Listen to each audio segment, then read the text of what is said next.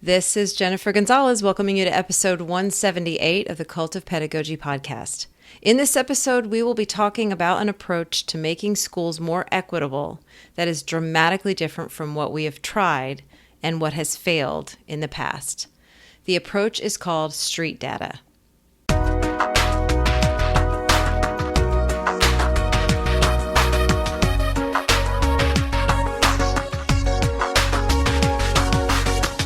We're living in a time in history when awareness of educational inequality has risen to what seems like its highest point ever, and many good resources have emerged to help us attack the problem from multiple angles: anti-bias training, book studies, restorative practices, culturally responsive teaching, improving representation in our classroom materials, the list goes on. Unfortunately, many of these resources only chip away at the problem, and many are only being consumed by individual teachers or served up as one-off trainings whose impact ultimately fades after a period of time. These efforts, while well-intended, often don't make enough of a difference because we're trying to make them work inside a system that's a terrible fit for them. What's been missing is a whole school approach, something that completely shifts our focus and creates a path forward that is radically different from what we've done before. Earlier this year, a book came out that I think fills that void. It's called Street Data, a next-generation model for equity, pedagogy, and school transformation. Written by Dr. Safir and Dr. Jamila Dugan, the book outlines an approach to school improvement that focuses on a completely different kind of data analysis. Instead of looking at grades and test scores, attendance and graduation rates, the street data method looks at data from the ground up, where educators and school leaders act as ethnographers to gather stories, artifacts, and observations from the margins, the families, students, and educators themselves. It is not a silver bullet. It is not a quick fix. The street data approach is messy. It's different for every school, and it is never done. In the 25 total years that I have been teaching or teaching about teaching, I have never seen an approach that I thought was more promising. What you'll hear in the next 40 minutes or so is a conversation with the authors, Safir and Jamila Dugan. We'll talk about what schools have done historically to address equity gaps, why those efforts have largely failed, and why their approach is far more effective. There's no way to fully summarize the street data approach in one podcast episode, but my goal here is to get you interested enough to learn more. Once you've listened, I would urge you to get the book, which I'll give you links to in the show notes and over on Cult of Pedagogy. Just go to the site, click podcast, and choose episode 178. There will also be links to both authors' websites, where you can learn more about the professional development they offer to schools who are really ready to take this approach seriously. Before we start, I would like to thank ISTE for sponsoring this episode. Future-proof yourself and your career by becoming a member of the International Society for Technology in Education, ISTE. Joining ISTE's passionate community of global educators helps you find your network, build your skills, and grow your career. Plus, members save on dozens of PD options and ISTE books. Hundreds of thousands of educators have trusted ISTE for relevant professional learning for over 40 years, so you can count on ISTE to provide the gold standard in educator PD. Sign up now at iste.org/membership. Use discount code CULT. Press enter to activate it to save $10 when you join. That's iste.org/membership. Support also comes from Common Lit. If you are an English language teacher, you've probably heard about Common Lit, a digital library of over 2,000 reading lessons for grades 3 through 12. Well, if you already like Common Lit, you're going to really love Common Lit 360, a brand new, comprehensive, knowledge-rich English language arts curriculum, now available for grades 6 through 10. This full-year curriculum is 3 years in the making, and it is awesome, covering reading, writing, speaking, and listening, and lots of student-led collaboration. Common Lit 360 is a timely tool, offering a supportive experience for students and seamless transitions between in-person, remote, and hybrid learning. And best of all, like the rest of Common Lit, Common Lit 360 is completely free for teachers. Check out Common Lit 360 today at commonlit.org and sign up for a free webinar to get a guided tour of the new materials and technology that teachers are raving about. Now, here is my interview with Jamila Dugan and Shane Safir about street data. Shane and Jamila, welcome to the podcast. Thank you. Thank you. Excited to be here. So I stopped myself before we started recording because I was already gushing about this book. So I will repeat what I said and then continue. When I got your book, I started to read it because there was a 3-month period between those two times. I just was so excited about it because I feel like we are at a point in history where more teachers than before 2020 are starting to understand that something must be done, and what we've been doing up to this point in order to achieve equity for our students hasn't been working. And so I think the desire is there and the awareness is there, and yet the tools aren't quite there. I feel like we've got lots and lots of books that people have been reading and different kinds of trainings that have been happening, but there hasn't been really any kind of a cohesive approach to how do we fix what we're doing. And when I started to read your book, I said, this is it, I think. And I think a big piece of that is the fact that, and when I say that, there's a huge caveat behind it, which is that people are not going to read this and go, oh, we just do X, Y, and Z and we're good. Because that's chapter 2. So that's what's great about it, is that it's kind of mushy and personalized for every single space that people are in for them to figure out. So I start all that just to say that this is why I want people to know about your book. I want them to know about the PD that you're doing, and to just really like take this approach seriously. So for listeners who are not familiar with your work, can you just each take a minute to just tell us a little bit about your background in education? I'm Dr. Jamila Dugan, and first of all, I'm just so excited to be here. I just love your energy. It's like got me so, I'm hyped for this time together. So I'll just start with where it all began. I was a kindergarten teacher in Washington, D.C. Way back. And I think what's important about that is that I started at a school where we were talking all about not meeting adequate yearly progress, and got to experience the move from that to becoming an international baccalaureate school. And so I think that was a really powerful place to begin. After teaching, I became a coach for teachers in Oakland, and then later ended up running some teacher development there before transitioning into school leadership. And I, again, had an amazing experience to be a leader at a Mandarin immersion school in Oakland, California, which was pretty incredible. And got to support developing the first middle school, Mandarin immersion middle school public in California. So that was great as well. And for the last 5 years, I've been running a principal preparation program in Philadelphia, and have just transitioned out of that work to spend time with leaders across this country. I've been doing that, and now I'm doing that full time with Shane. So that's a little bit about me. Awesome. Thank you. Okay, Shane, your turn. Hey, good morning. I am also just so excited to be here and in conversation with you two brilliant women. So I'm a former high school teacher of social studies and English who came into teaching in just a really different moment in the profession in the late 90s.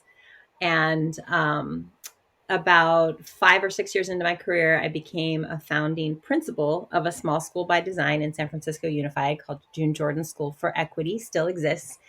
And I was a principal who taught. I taught a class or co-taught almost every semester I was there. And it was really this, crossroads moment, I think, in the field where right around the time, right, that No Child Left Behind had become policy. And we were running this little public school that was organized around performance-based assessment and advisory and project-based learning and discussion-based seminars. And none of that was really in vogue, right? It was like 2 years post NCLB. And we actually were sort of pariahs in the district at the time when the district was going after kind of like Blackboard configuration and these really sort of traditional pedagogies. So anyway, I graduated with our first class of graduates from June Jordan and transitioned into coaching and professional learning, which I've been doing since then. And first with National Equity Project, and then on my own for almost a decade now. And then slowly growing into this identity as a writer. It's hard for me to say that, but I've written a couple books, one with Jamila in the last few years, and just trying to tell stories of hope and possibility in schools in a time when I think there's been a lot of hopelessness and despair. Yes, absolutely. And I do think that your message is, it's not only hopeful, but it's practical. So, and we've all three of us have got a couple things in common because my first teaching job was at White Oak Middle School in Silver Spring, Maryland. So I was very close to DC, and I was living in DC at the time, and that was in the late '90s. And so my teaching experience spans from '96 to 2004, five. So that period of time, I remember it very, very well when everything was just, and so I can't even imagine that you were in a project based school at that time when everybody was just looking at data and focusing on how do we raise these test scores. That was pretty much it. So, speaking of that, that's a really good segue um, to the first thing. Before we talk about what you all are proposing in this book, and by the way, I haven't even said the title, although I'm going to say it in my introduction, but it's called Street Data, a next generation model for equity, pedagogy, and school transformation. And you do have one chapter that was contributed by another author, Carrie Wilson. So, but the two of you are the bulk of this book.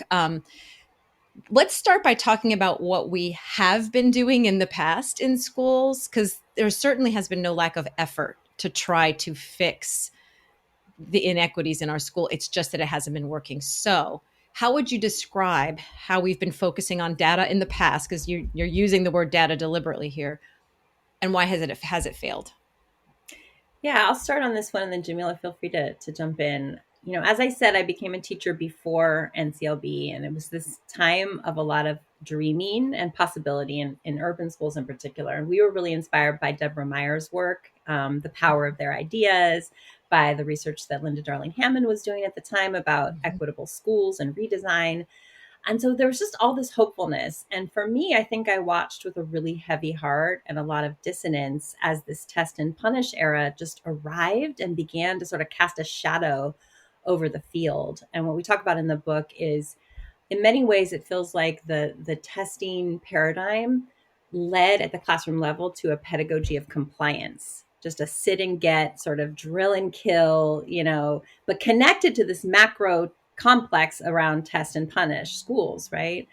And so what we talk about in the book is this idea of satellite data, which is just large scale metrics like test scores, even things like attendance, right? That schools are often organizing their improvement efforts around, has led us into this really narrow conversation about what is success, right? Even about what does it mean to pursue equity.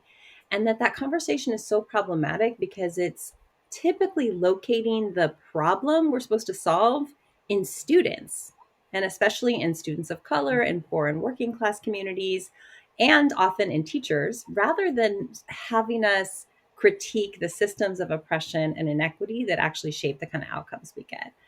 And we've been talking a lot, Jamila and I, about how the culture that's like the satellite data system lives in is a culture of distress, that teachers were in principals and districts like we're chasing, constantly chasing these incremental gains on these narrow kind of measures, and often just feeling like failures, right? Like we're not doing enough. Jamila writes about this beautifully in chapter 2.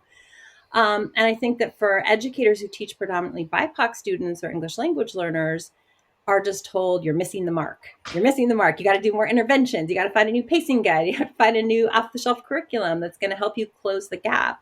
But we try to argue in this book that the achievement gap itself is a mythology. It's a distortion, and it's rooted in a really narrow epistemology or sense of what it means to know, right?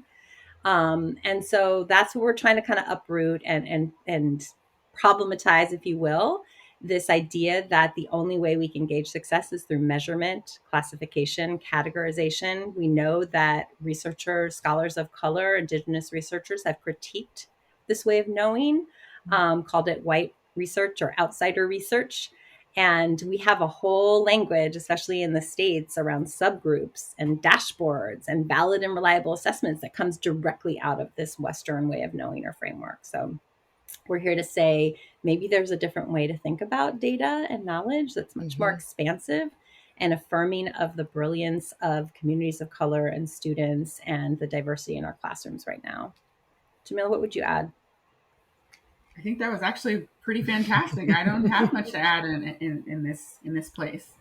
So that's the first huge shift, is anyone coming to this has to start by realizing you're not talking about raising test scores. You're not talking about, the other metrics that we've even been looking at. And I think that might not be as hard of a shift for people to make as it used to be, because we're seeing, especially now post COVID, all of the other sort of social emotional issues that kids are starting to bring to school. And everyone's thinking, how can we lump this on top of the other stuff we're already doing? And there's this voice, this whisper that's sort of like, maybe that could be one of the main things that we're doing, instead of just always, having these other things be accessories to Right. this other thing that's really been the problem all along. Mm-hmm. So people are not going to find answers in this book to how can you raise your test scores. The first thing is, maybe we need to stop doing that to begin with. Mm-hmm. And really Okay. change the mark, right? Yes. So, meanwhile, Mm-hmm. speaking of accessories, while we've been sitting here year after year, and you paint such a clear picture of a staff looking at test scores, being told again year after year, you're doing it wrong, and everybody just kind of being like, yeah, we don't actually know why. We're trying. We've done all the test prep you wanted us to do, and still nothing's working. Meanwhile, we've been doing all this other stuff to try to address the equity problem and to make our schools more equitable. And we probably are seeing an acceleration of these other things. And so Jamila takes over this topic in chapter 2 by talking about equity traps and tropes, these sort of shortcut ways that schools are trying to address equity issues that are not working. And they're sort of making us feel like, oh, good, you're doing your equity stuff. And we still have the same problem. So, Jamila, can you just sort of like explain a couple, maybe just, you have a kind of a long list. So maybe choose a couple of examples. Tell us why these traps and tropes are not effective. Yeah, thank you for that. And I want to just go back really briefly to add on to what Shane said, to connect this idea by highlighting what you mentioned around, like, we're not just trying to solve a thing, solve a problem that can be identified by a test score. It's much more holistic. So Yes. we, in the very beginning of this book, and why chapter 2 is where it is, we were trying to interrogate for ourselves, how do we approach this work? How do we know what we know? Why have we been approaching things in this way? Where does historical context fit into this? How have we been taught to improve? What's improvement science? All these things are what we wanted to bring awareness to Mm. at the beginning of the book. And so traps and tropes is just another piece of building awareness. What Yeah. have we done when we've tried to address equity issues before? At the ground level, in school buildings, in classrooms, how have we talked about these issues? What have we actually put in place? What are our systems, our practices that have tried to get at these issues? And so equity has been a buzzword for a long time now. And so we actually just sat down together and talked about what we have seen in the field. I was ranting for sure about my experience as a coach and a leader in schools. This is what happened today, and can you believe this happened? So it was definitely some ranting and then discussions with colleagues. And the first thing I would say about traps and tropes is it starts with us defining what working toward equity means. And the piece I'll mention here is that we posit that it's not a destination. Mm. Equity is much more a journey. It's dynamic. You don't just achieve equity at a moment. And if you Yeah. did, you'd be shifting the next moment, because it's a dynamic process. And so I can't just say, all right, we know research says we need more staff of color. So I hire staff of color, good, I'm done.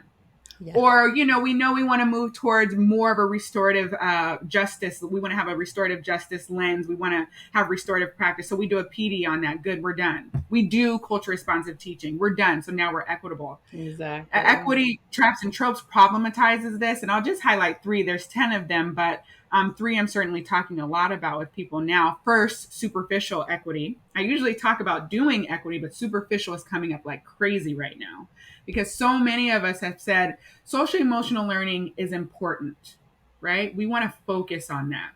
Mm-hmm. But we're focusing in a lot of ways by doing APD, giving some lesson plan resources, and adding it into maybe in an advisory if you're lucky, and maybe 10 minutes as a check-in, right? Right. But we're not asking what that means across our system, school, classroom. Who is guiding the practices we decide to pull on? What do we have to reject if we're going to take on SEL in a really real way? What do we have to accept? There's a lot of questions related Mm-hmm. to that Mm-hmm. that help us penetrate. The second is boomerang. We understand we've had a fundamentally different last year and a half now. And Mm-hmm. again, with the SEL piece, we've said we need for this to be a huge focus, integral. But because of the test and punish era, we're focused on learning loss. We want to make sure we get back to those test scores as quick as we possibly can because kids are behind. And when they're behind, that means they're not going to do well on the test. And then we're all going to get a slap on the wrist. And Mm-hmm. not just a slap on the wrist, there could be big consequences for folks. And so that's a boomerang. Us understanding that we need to do something different, specifically with SEL, but then going right back to the focus on test scores. And the Right. last one that I just want everyone to hear and know, I just wrote about it not that long ago, is the equity warrior. We have been making some big changes, hiring more folks of color, especially in leadership positions. Mm. But what support is coming with that? We have a lot of new diversity directors, and those Yeah. are important jobs. But the power that is needed in those roles, I think we have to pay attention to that because we have people we put into positions of power, but then they have positional power and not actual power to lead and make change in their spaces. So those are a few I'm thinking about right now, but they're rampant all over the place. Yeah, and I mean, this is my big goal here is to get people to read your whole book because the rest of that list is, I mean, I could think of specific examples in every single one. And I Mm-hmm. just think with a problem like this, people want that they just say what can we do? And they know that they already have this other stuff to do, so they're just like, tell me the thing, I'll do it, check it off. But I think that's a part of the boomerang. It's like so I can get back to this giant pile of other stuff that's expected of Right. me. Right. So, okay. Okay. So we're established now on like what we've been doing wrong in the past and why it just hasn't been working. So now is where I would like you to just start to sort of roll out like what is the street data approach? How does it work? And what makes it different from this whole idea of looking just at satellite data? Yeah, and I'll kick us off, but I definitely want Shane to add in because this idea of the street data model actually came from The Listening Leader, which was Shane's first book. And so there might be some meat in there I might skip over. So, Shane, feel free to jump in. Right now, the satellite data model range, Shane mentioned it in the beginning. The test score is the attendance, right? Mm-hmm. That is paramount. And so, since we're focused on these test scores, standards and metrics are based on those test scores, right? We need standards and metrics that are going to get us there. And those measures are pretty disconnected from our day to day. Mm-hmm. Even though we know that kids might need a different set of things, more or less, whatever, those standards and metrics aligned to those tests are basically what rule every single practice that we have. And so the ultimate goal is always student achievement, yes, as measured by a test score. Yes. So if we're saying students are achieving, that means they have a certain score on a certain set of tests. And we typically use certain curriculum standards and metrics to get us to those places. And in Mm-hmm. this model, student work gets skipped over. I can't tell you the amount of times I go into classrooms and I'm like, oh my gosh, you're not even looking at the work, you're just looking at the test. Student Yes. voice is not as important here. Agency is certainly at the bottom of the totem pole. So that's what we have now. The street data model is the opposite. It flips the entire paradigm. So, standards, those tests might even be helpful in some ways, but the real goal and metrics are centered in agency. And agency really has to be defined by context, by our students and families who are on the ground in that specific school or system. Really, what they feel like they're able to do as a result of their school experience out in the world. And in this model, the street data model asks us to not only listen to students and families, but to co-define and co-design learning experiences with our families and students as well. And so we expand our lens from student achievement being about this test measure to belonging, mastery, efficacy, identity. We design from that place. And street data is that place. It's the voice, it's the work that comes out of whatever we design with students. And then satellite data really comes as a result of our focus on street data, those day to day experiences. And Shane will talk about pedagogy in a second. But we don't focus on the test score we want to get to. We focus on the day-to-day classroom experience. And just one quick example, we work with a school in San Francisco, and originally the test score measures showed that African American students weren't achieving well. And the principal said, I don't want to use that as the way that we drive toward improvement. I want to go to the source and interview African American students about their experiences in our school. And we call that choosing the margins. And so she did empathy interviews with her students, and we did them as well with students. They were really great. And as a result of those interviews, she found out that in their classroom, they weren't even having a chance to talk. They didn't feel like they were connected to any adults. And so there was many things that came out of that. But one was to start doing student-led conferences, to have the student experience to drive what parents were learning and what teachers were learning about what students needed and what they learned and what they did well. And they saw heck of literacy gains as a result of taking this more street data approach, listening to students, redesigning some of their learning, and then demonstrations of learning as a result. So it's an inverted pyramid, I would say, where those test scores are not the goal. It's the day-to-day classroom and ultimately student agency as the place where we want to focus. Shane, please add in, because I know you have some stuff. Yeah, I would just add that each chapter in this book has a core stance. This is sort of in the vein of practicality, that you mentioned, Jennifer, that we want readers and leaders to walk away feeling like they understand how to orient themselves toward this change model. So the core stance when we introduce street data in chapter 3 is anti-racism. And the reason for that is that we are very clear that this shift and this model is not neutral. We're not trying to play a game of sort of neutrality or to, say that the history of systemic racism isn't relevant here. No, it's very relevant. Jamila talks about that in chapter 2. And in chapter 3, we say, we have to be explicitly anti-racist as we pursue this path of street data. And we have to be willing to disrupt the narratives and the practices and the biases that are continuing to marginalize students. And that begins, as she said, with really, deep listening and engagement at the margins of our communities. That's the piece I want to make sure that everyone listening is clear about before we move to talking about the pedagogy. It's the collection of this data. The collection of satellite data, the old model, comes from test scores and numbers that we can basically collect almost without the students being present. Mm-hmm. So the street data model, from what I understood reading it, has to do with much slower, time-consuming, and messy conversations, not just with students, but with parents, with community members, with staff that we don't typically talk to in the school building, with the cafeteria workers and the paraprofessionals and people who interact with students all day about what is actually going on in the classrooms. And you've got all kinds of like open-ended questions about, what is the learning experience like for you? What things kind of get in the way? And not even looking necessarily for something specific with these questions, but really having that open lens to just what can we learn from this?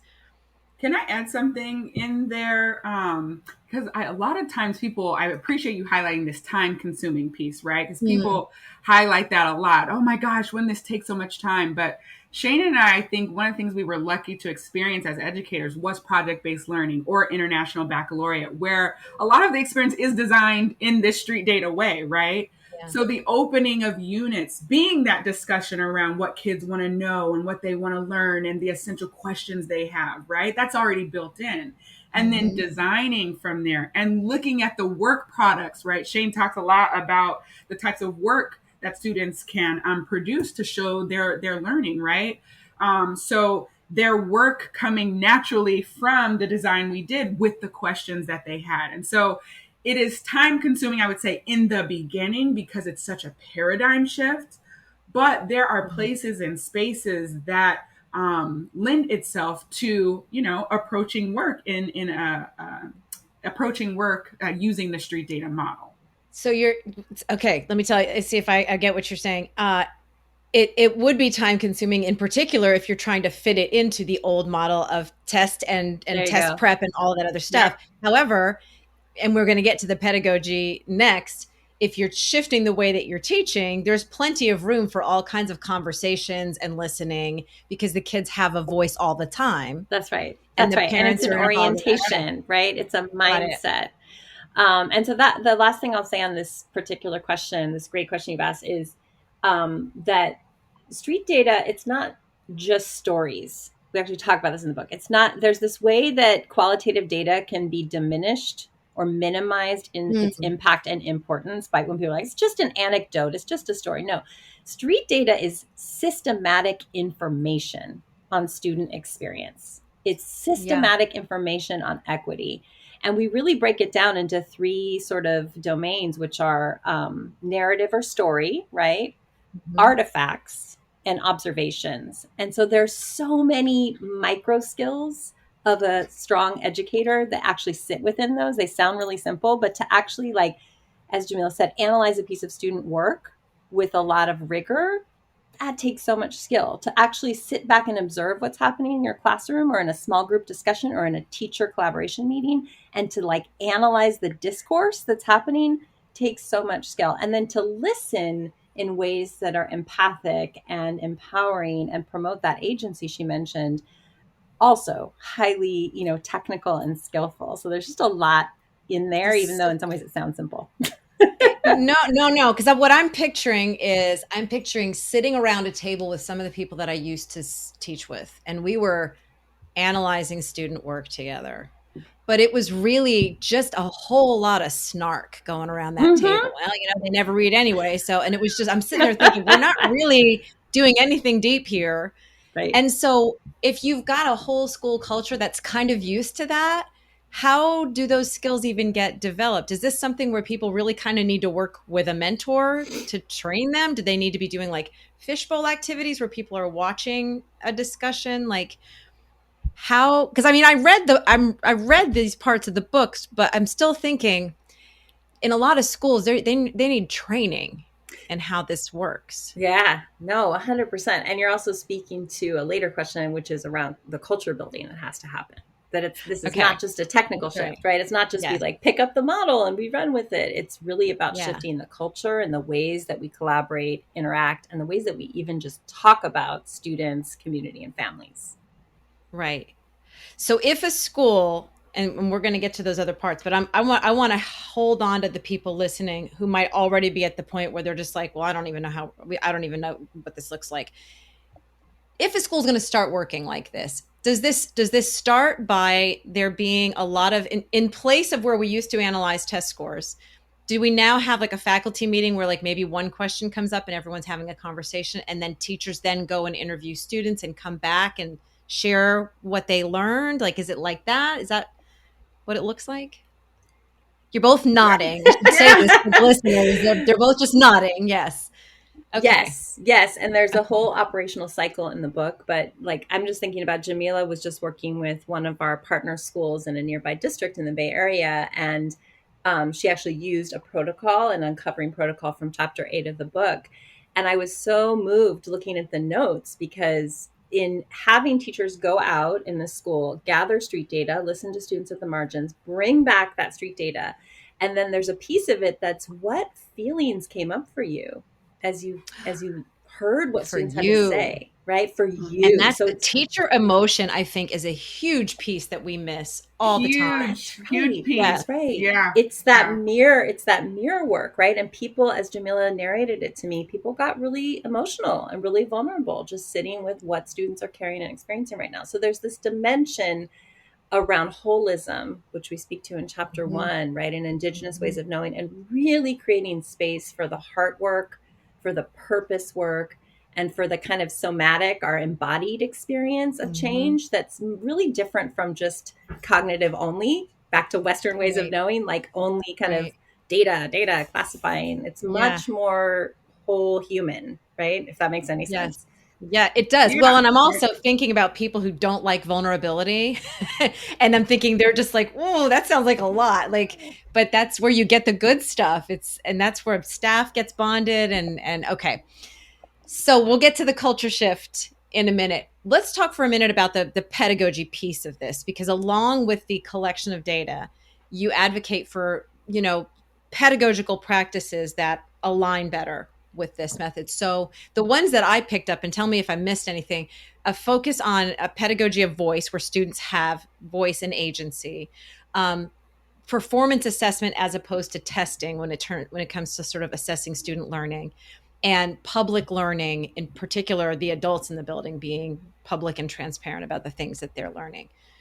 So add to that if I'm missing something, and talk about why these shifts are important. Yeah, no, those all resonate for sure. The three I would probably pull out from the book are work around graduate profiles at every level of the system, portraits of graduate that are holistic in nature, grading for equity. It just makes a cameo in our book. And of course, Joe Feldman wrote a brilliant book about that that's doing really well. And then inquiry-based teaching.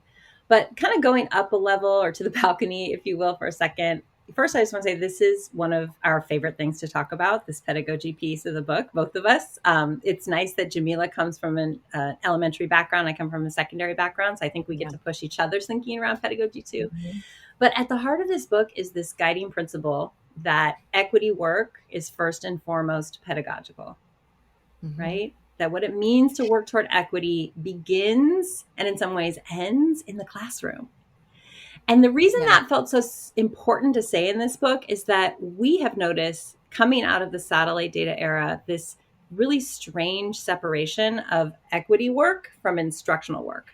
Like if you do a landscape analysis of consultants in the field, there are like equity experts, and then there's the instructional experts, and very rarely do the two meet. Maybe culturally responsive teaching would be a bridge. Right? I was thinking Zaretta Hammond is doing it. Exactly. Zaretta, whose book is brilliant, and who's a brilliant thinker in both realms. Names but come a up. lot of times you have equity people coming in to teach teachers who don't know a ton about teaching and learning, right? Or you have instructional initiatives that are not rooted in any kind of equity imperative. And we wanted to try to bridge that gap. And so, one of the ways we thought about that was what Jamila referenced before, which is we need to begin by shifting what we are aiming toward away from test scores and satellite metrics, which are so episodic and so lagging, right? They don't really get into your hands as a teacher in any kind of a timely way. Sometimes until 9 months after you've taught that. Yeah, exactly. And we need to start measuring what really matters, which is student agency. Right? Students' ability to become agents of their own learning and ultimately agents in the world. So we unpack this idea of agency in terms of identity, a student's ability to say, I can see myself here, right? This idea of belonging, I belong here. I feel seen and loved in this classroom. Mastery, which is typically what we think about when we're measuring, right? If I mastered course content and skills, but we're really talking about mastery around students' ability to build their own knowledge, right? And to demonstrate their understanding. That's where we get into the performance-based assessment. Let me ask a question real quick. Of course. If somebody were to say, then does your approach just sort of wipe out the entire set of standards and curriculum and just kind of say, whatever you think is worth learning we're good with that? This is coming from a cynical voice, which I know I'm going to have people listening who will be incredibly cynical. And also, to be fair, people will say, look, there's some important stuff for kids to know and know how to do. And if they're going to be too concerned that we're going too far in this direction of just like, free to be you and me, everybody's happy and, self-aware, and they don't know math. So where do you stand on a defined curriculum in any shape? Jamila, do you want to take that one and then I can finish on the agency part? Yeah, no, I can definitely take, because I think about it all the time. This has to work in practice, right? So 3 things I would say about that. One is if we want to keep the standards that we have, that's fine as one piece of the puzzle. So when you think about people like Goldie Muhammad, right, who we see so many ways that these books coalesce with each other. Yes, she uses the standards when she develops units as one aspect of what she is developing. It's just that's right. One piece of it. It is not the whole pie. to, okay, let's say you want to get obsessed about the standards, or you really want to focus there, because I know the standards quite well. I know the three shifts. I know the shifts in math and in English, and they're the same shifts over and over again. So we don't have to take the entire set of standards and then use this one curriculum as the end all be all. It doesn't have to be that way. Okay. The third thing I'll say, it's again, and this is all pretending I'll keep the standards. I think we should have a whole new set of standards, if you ask me. But let's just pretend I keep them. Well, we need to design differently, because most of the curriculums we use, the ones I can name them for you, they are not designed by folks at the margins. They are not for folks at the margins, and they certainly are not aimed at agency. Belonging, identity, mastery, efficacy, which Shane just talked about, that's not what those things are focused on. And I'd go toe to toe with anyone that would want to show me that they are. They're not. I'm thinking about certain things that students still have to study and memorize and know, that it's like really like kind of almost a canon of knowledge that is part of an older system that I Right. think I see where you're going. So you're saying, yes, content in general, whatever we want that to be, is a piece of this, but you want to put that on an equal plane with agency and voice and those other things.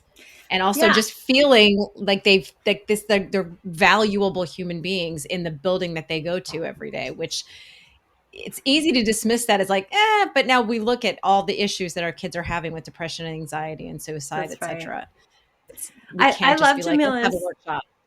Sorry. I was gonna say I love Jamila's answer, and I think it's kind of a fractal answer when you think about it's like we're trying to right size satellite data. So it's not that we don't ever want to look at attendance data or graduation rates. I mean, those things have a place, but we're trying to right size it so that there's some sense of balance with more qualitative data. And similarly at the classroom level, yes, skills and content matter, but that should not be the only thing we're measuring and paying attention to. Like if a child is mastering the Common Core standards, but they're struggling with their mental health, or they don't feel a sense of belonging, or they don't want to pursue higher education because their academic identity is fragile, those things matter just as much. And how are we paying attention to that? So before we move on to talking about the culture in the building, let's just get back for a second to just the pedagogy that you all are recommending. And if you could just kind of maybe bullet that out to like, what would that look like? Because obviously you go way more in depth in the book. Yeah, for sure. So really to support this shift from test scores to student agency as the new mark, or the kind of primary way we're thinking about measurement, we have to transform our pedagogy. And the way we talk about in the book is that we've been saturated in this pedagogy of compliance, right? If we go back to Freire's work from the 70s, this is like the banking model, putting, depositing information in students' head. And we are really pushing or inviting folks to consider shifting toward a pedagogy of voice. What would it look like to have our entire pedagogical framework rooted in student voice? And how does that draw on Freire's work, Dr. Gloria Ladson-Billings' work, Dr. Geneva Gay's work, all these folks who've been writing about culturally responsive education, inquiry-based education for many years. And we try to simplify that through 6 simple rules of a pedagogy of voice, which are things that great teachers do all the time, whether they call them by these names or not. Talking less and smiling more, quoting Hamilton there, just thinking about what's a classroom in which students are doing the bulk of the thinking and the talking, the oral production. Questions over answers. I'll just highlight a couple of these. Really having an inquiry-based classroom at every level, right? From the lesson to the essential question to the question that governs a Socratic seminar or a lab, and open-ended, meaty, juicy questions. And then I guess the last one I'll mention here is this idea of making learning public, which is true in our book, is an invitation for student and adult learning, right? That, as you mentioned earlier, we would think about assessment through opportunities for students to publicly demonstrate their knowledge and defend their ideas. This is what we did at June Jordan School for Equity. Students had to graduate via portfolio defense. They also had to transition from 10th to 11th grade via a defense. They had to stand and present artifacts of work and respond to questions about it. So those things have been around for a while, but we're trying to elevate them and give them, kind of a place in the assessment landscape and a way to think about them in connection with street data. Stuff about the defense, that was just so exciting, because I do think about how often kids are just recipients, and a lot of times they're sitting there just kind of like, oh, I'm going to go Google this later and spit it back at them, and then they learn nothing at all. So to actually Mhm. have to sort of stand there and talk extemporaneously about what you learned and answer questions, and yeah, that's huge. And this would be on a self-directed, sort of self-designed kind of a project anyway. You mean the portfolio The defense? the defense, yes. Well, portfolio defenses, I mean, you can develop a system as a district or a school that where that's actually an exit pathway. It's like a Mhm, rite of mhm. passage, right? But then what's beautiful about it is I feel like it sort of forces curricular and pedagogical change down the chain. So if students are building toward this big moment, then they have to Mm, develop artifacts to have in their right, portfolio, right? Which then right. you begin to plan your curriculum around artifacts, which are street data, as Jamila talked about earlier. And if students are going to have to stand and speak with passion and eloquence about their work, well, they're going to have opportunities to have a voice in class. It's not like they can just be silent Yeah, in class all year and then suddenly they're standing. So it actually right. sort of cultivates, with the end in mind, this orientation toward student voice. And can I just add that I know a lot of people hear Shane describe this and say, well, that's for high school students or older Mm, kids. And kindergartners can do the very same thing. mm, Again, going back to standards, they're grounded in oral language. And yeah, kindergartners can learn to describe who they are, their names, and the origin story, their community members. All of Love that it. builds up to that same high school defense that Shane's yeah, referencing. So it's at every single grade level, but it's really about our orientation and then the learning experiences we design to help kids get there. yeah, yeah. I'm thinking about a lot of younger kids that I know and have known, and I think if anybody is thinking that they're not capable of it, it's because the school experiences have never been designed to even give them that voice, that Mm-hmm. opportunity, because they definitely have it. They just Mm-hmm. aren't treated like they have it. And so Absolutely. you're thank you for adding that. I think that's really, really key. So Um, important. Okay. And so we're going to leave pedagogy with the caveat that there's a ton more depth to that than what we've been able to touch on. Um, so, in terms of cultural shifts, and we've touched on a little bit of these, but maybe just sort of as a summary of what cultural shifts need to happen in a school to be successful with this model. Yeah, I mean, I want to lead with a word that came up earlier in our conversation, which was vulnerability, and just Mm, name that making this shift does require some vulnerability. It does require a willingness to look at our practice, to look at our biases, to look at maybe some ways we've been entrenched in working and teaching and leading that haven't served all students yeah. well.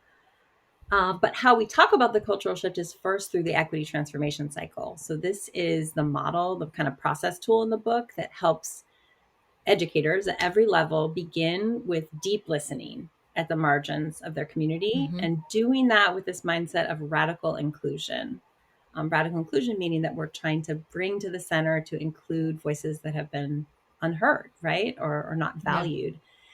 And then from that street data that's gathered, we actually really try to slow folks down to do some uncovering of what's there. What are the hidden narratives? What are the root causes of inequity that you may not have Hmm. identified before? How do you understand what's happening for this student or group of students differently with nuance and subtlety and complexity?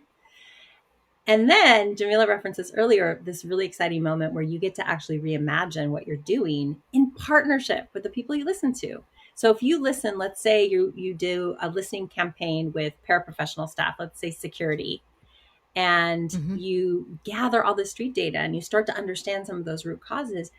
Now that the push, the provocation is you can't design the solution alone. You actually need to bring folks to the table with you and figure out together, how do we get really creative? How do we think outside the existent kind of boxes, right? The incarceration of the Yeah. imagination, as we talk about in the book, so that we can finally just be courageous, move with a mindset of courage, do something different, Mm, try something that may or may not work, but that at least kind of breaks through the status quo as it exists. So all that takes a lot of mm, vulnerability, and it also takes mm. awareness, which I'm going to ask Jamila to speak to. Yeah, and Shane mentioned this idea of like bringing in peer professionals or security, and we got to watch someone do that in real time in a session we were doing. They brought their security to the learning session we were in. Yeah. He had the best ideas. He had Oh, the best ideas because he That was knew the awesome. kids. yeah. He knew the Yeah. kids. He was sitting there giving high school teachers advice on their instruction and just was untapped resource and didn't, Exactly. just gave it freely. You know what I mean? And was saying to the teachers and had that vulnerability and was like, what you're doing isn't working. I see them every day. And that Yeah. sounds different even from a principal, right? So it's Right. a completely different way of being. So anyway, we saw it happen in real time and it was fantastic. And in order, to do this work in a way that's authentic, we have to consistently build in processes and procedures for our awareness of what we're doing, what we've been doing, what we might fall into, and that's where those traps and tropes come in. It's not like we're going to get them to go away, but we have to build a learning culture where we can say out loud the mistakes that we're making, Mhm. uncover and discover for ourselves why those are happening, and then re-engage in the transformation cycle. But we've got to come back to awareness over and over in a way that's not about getting in trouble, back to that test and punish, but it's Mhm. really about an authentic learning journey, understanding that that's what working toward equity is. Yeah. That's the thought that keeps occurring to me as I'm listening to you talking is that the results of this are going to look different for every single school. So this is not necessarily a program that you all are putting out there that where That's everyone just right. says it's the process that's going to, be kind of similar for every school, but the end products are going to be unique to the needs of that school, that community, and all of those stakeholders. And it's going to Imagine be if we because of rolled like that. I know, I know. And it's time for that because we have tried all the programs. That's right. That's right. If we Yeah. actually really invested in the expertise of educators to move in these adaptive ways, right? To move in these more responsive ways, like that would be a game changer. Yeah. And the talent is out there. I mean, I think you mentioned this early Yep. in the book about how we've got all of these highly trained educators who are basically stuck in this compliance model and haven't ever really been able to. And we're getting this insight from students all the time, but it's not what we're doing. So it's just always sitting there in the margins, basically. I'm so glad you said that because truthfully, something we didn't talk about in the book, but that I really believe to be true is that we are losing so many educators because of that internal dissonance they experience around this, because they know Yes. that they want to be about student experiences data. They want to reorient in these ways, but Mm. they're caught in this reproductive oppressive system that is robbing them of agency, right? We're thinking about agency Hmm. for educators as well as kids. And we're losing Hmm. great people all the time, especially right And now. that's And they're that's just that's like, draining. That is yeah, energetically so draining to so go into draining. something every single day where you're having to shut that other stuff out in order to do the stuff that doesn't really matter and doesn't really work and is Exactly. creating more problems. Mm-hmm.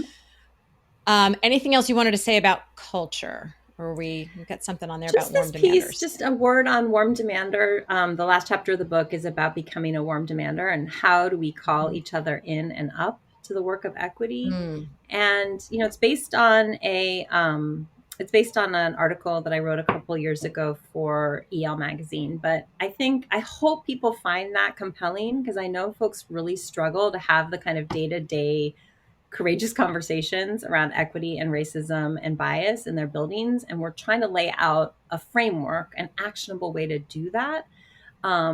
that is both courageous, but also, sort of invitational, that invites people to be their best selves, to come back to why Mm. they became a teacher, why they joined the profession. And, this idea of believing in the impossible, that we can change, all of us can change and Mm. grow.